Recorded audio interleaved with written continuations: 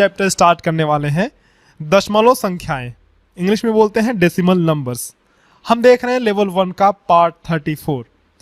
तो चलो सबसे पहले सीखते हैं कि दशमलव संख्याएं क्या होती हैं, यानी कि डेसिमल नंबर्स क्या होती हैं।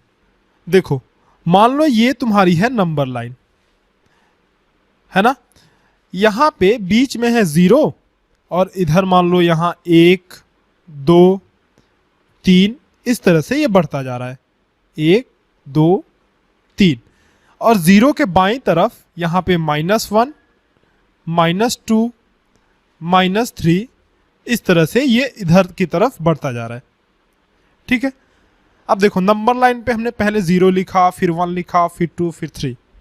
अगर मैं कहूं बच्चों कि 0 से 1 के बीच में भी कोई नंबर है क्या, 0 से 1 के बीच में भी कोई नंबर है क्या, आप कहोगे नहीं सर 0 के बाद तो 1 ही आता है, 1 के बाद 2 आता है। लेकिन मैं फिर कहता हूं आपसे कि 0 से 1 के बीच की जो ये दूरी है ना, इसको आप 10 बराबर भागों में विभाजित कर दो। मान लो मैंने इसमें 10 रेखाएं, मतलब अंदर 9 रेखाएं और खींच दी ताकि ये 10 भागों में डिवाइड हो जाए। 1 2 3 4 5 6 7 8 और ये 9। इस तरह से ये जो पार्ट है ना 0 से 1 के बीच में, ये 10 भागों में डिवाइड हो गया। अब मैं इसको लिखता हूं, इस वाले को, ये वाला जो लाइन है छोटा सा, इसको मैं लिखता हूं 0.1।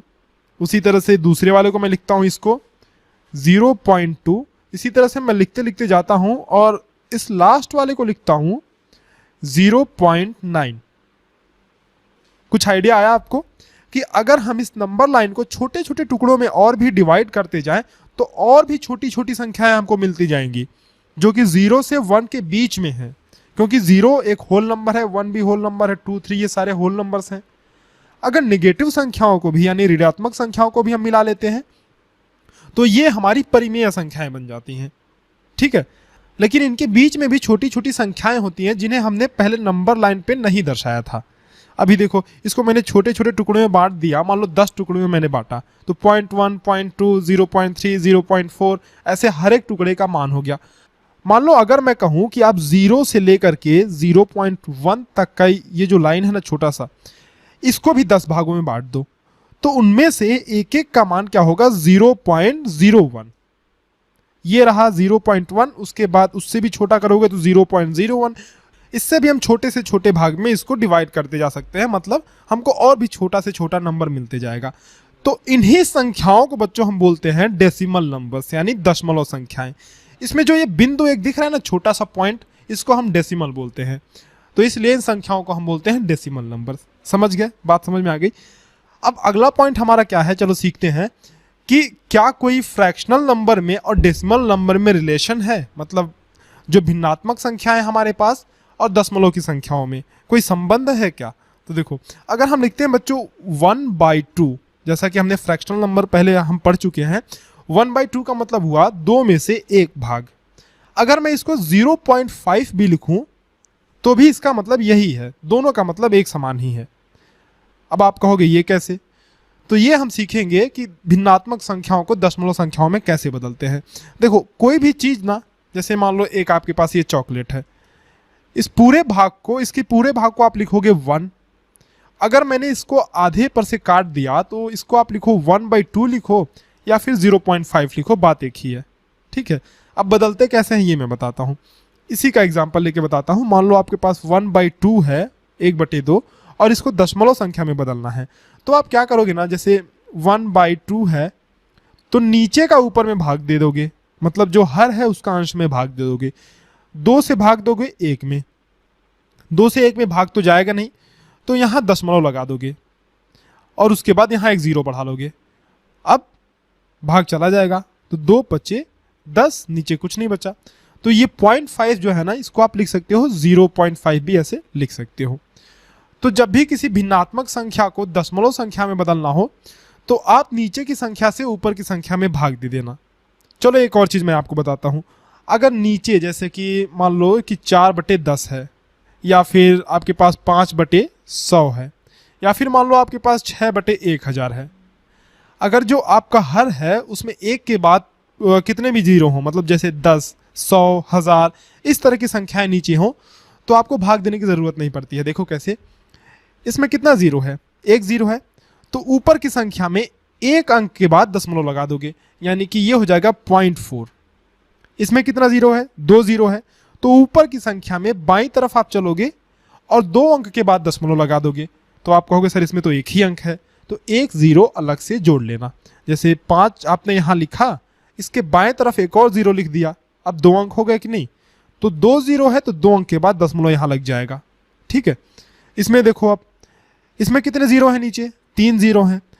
तो इस वाले यानी कि अंश में क्या करेंगे आप क्या करोगे? इसमें 3 अंक के बाद दशमलव लगा दोगे, तो 6 को तो ऐसे ही उतारोगे, 2 जीरो और बढ़ा लो यहाँ पे, अब 3 अंक हो गए ना, तो 3 डिजिट के बाद यानी यहां पे आप पॉइंट रख दोगे 0.006।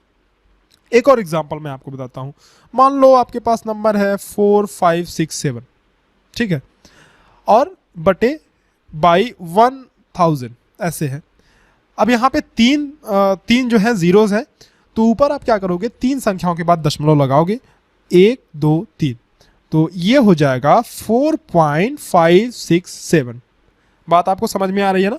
तो अगर नीचे 10 हो, 100 हो, 1000 हो, 1 लाख हो, मतलब एक के बाद जीरो वाली संख्याएं हो, तो आपको भाग देने की जरूरत नहीं पड़ती है, आप सीधे सीधे ऐसे लिख सकते हो।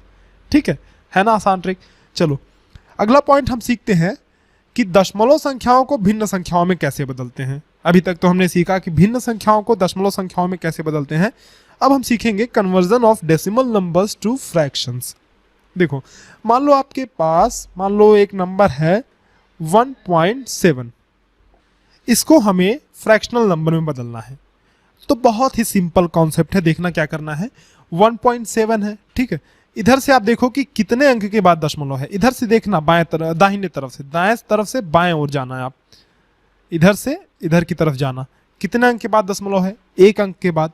तो नीचे आप क्या करोगे? ऊपर का पॉइंट हटा दोगे और नीचे 1 के बाद 1 जीरो लगाओगे। मान लो यही कोई संख्या होती 2.17, तो इधर से आप गिनो बच्चों कितने अंक के बाद दशमलव है? 1 2, इधर से गिनना ना, इधर से 1 2 अंक के बाद दशमलव है। तो इसको आप क्या करोगे? ऊपर दशमलव सभी हटा दोगे पॉइंट, और नीचे क्या करोगे? 1 के बाद 2 जीरो।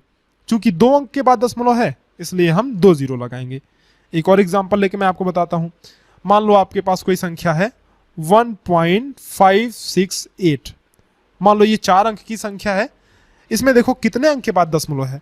हमेशा एक बात ध्यान रखना, दाहिने तरफ से आप गिनना शुरू करना।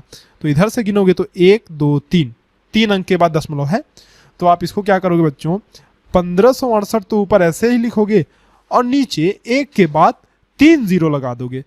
3 क्यों? क्योंकि 3 अंक के बाद दशमलव है। तो है ना, बड़ा ही आसान कॉन्सेप्ट। दशमलव संख्याओं को तो भिन्न संख्याओं में बदलना, यानी डेसिमल नंबर्स को फ्रैक्शंस में बदलना तो और भी आसान है।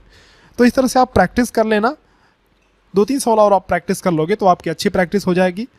चलो मैं एक चीज़ और आपको बताता हूँ। जैसे आपके पास एक संख्या है 1.6, तो इसको आप कैसे बदलोगे?